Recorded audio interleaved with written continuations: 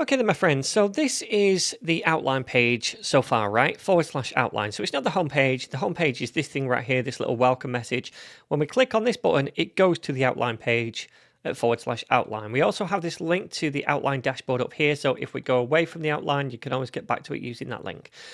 Anyway, this is the page we want to work on, right? And we want to kind of add that interactive dashboard so that we're showing all of the chapters over here on the left and all of the codex entries over there on the right, and we don't have to then navigate around to see them.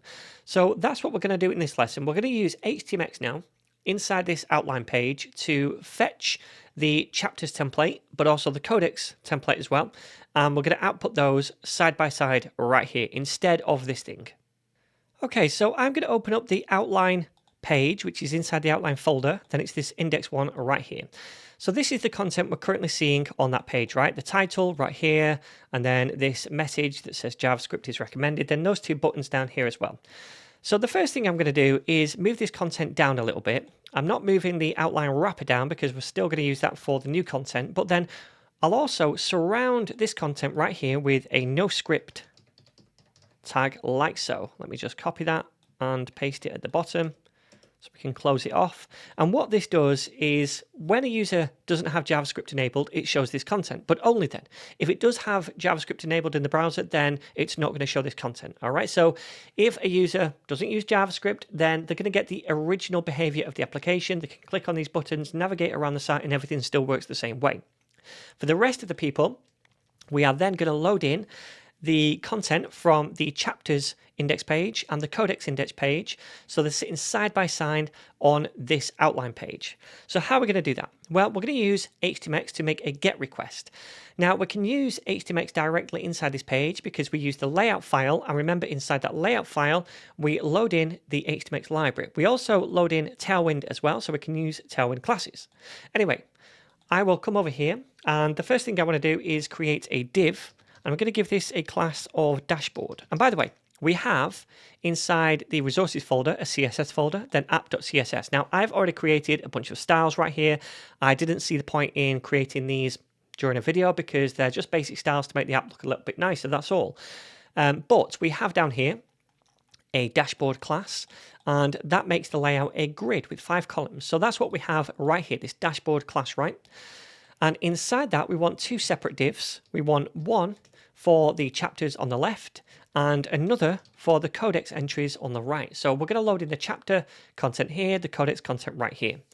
All right, so we need to add in a bunch of attributes to each one of these, or a bunch of different properties, I suppose. The first one is going to be the class attribute. And we're going to use a Tailwind class here to say that this is going to take up 3 columns in width. So col span -3. The next thing I want to do is use the HTMX attribute hx-get to send a GET request. So this is the HTMX attribute we use when we want to send a GET request to get some content or a response. So we just need to specify the endpoint right here. So what do we want to do? Well, we want to run the index action right here in the chapters controller because that grabs all of the chapters and returns the chapters index right here. That's what we want, that template. So this template right here, we want to grab that template that lists out all the chapters, and we want to dump it right here inside this div. So we want to send a GET request to that endpoint. To do that, we'll use double curly braces to output something dynamic. Then we'll use the route helper, and the route we want to specify is going to be outline, and then chapters, and then the name of the action, which is index. All right, so that sends a GET request to that endpoint. It's going to send back then the same view, the same template as this thing right here, this index page. Now, the next thing we need to do is say what is going to trigger this GET request. So to do that, we can say hx-trigger, and we can set that equal to load, which means when the page loads, we want to send this request. All right. The next thing we want to do is add in the hx-swap attribute, and this tells HTMX where in this element do we want the content to go. Do we want it to replace this entire div or just the inner HTML, this stuff right here? Well, we just want to replace the inner HTML, which is empty at the moment, so we can say inner HTML to do that.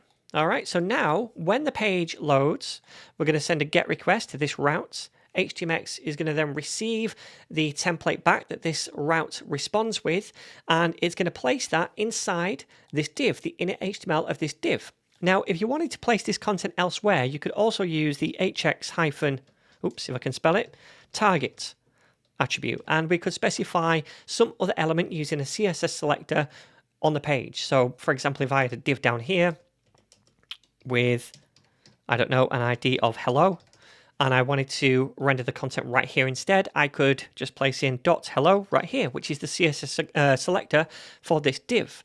But I don't want to do that. I want to output it in the div, the element that made the request, and that is the default behavior of HTMX, so I don't need to add it. All right then, so let's get rid of this and see if this works in the browser. All right, so what I'm going to do is head to the outline page, and yeah, we see that chapter list right here. We also don't see that other content because we've hidden it with that no script tag. But we are loading in the entire page, right? We're loading in the navbar again up here and the footer again down here. The stuff we want is just this stuff right here.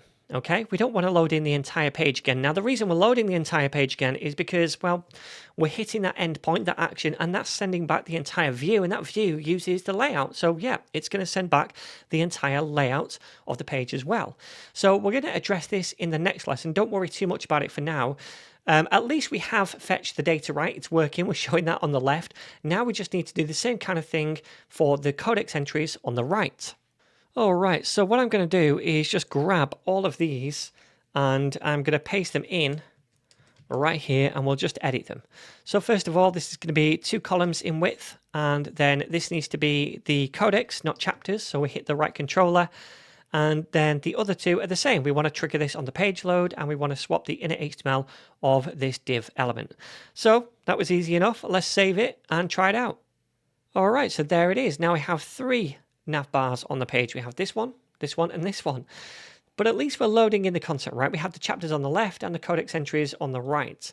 And all of this still works, by the way. If we click on a button like this, it's going to take us to the create page for chapters, and the same would be for codex entries. If we click on something, it still works.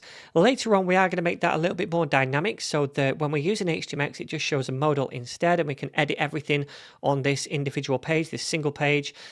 In the next lesson, what I'd like to do, though, is make it so that we're not viewing the whole layout, I suppose, each time we load in some content. So we're going to get rid of this, and also the footers as well by using fragments in the next lesson.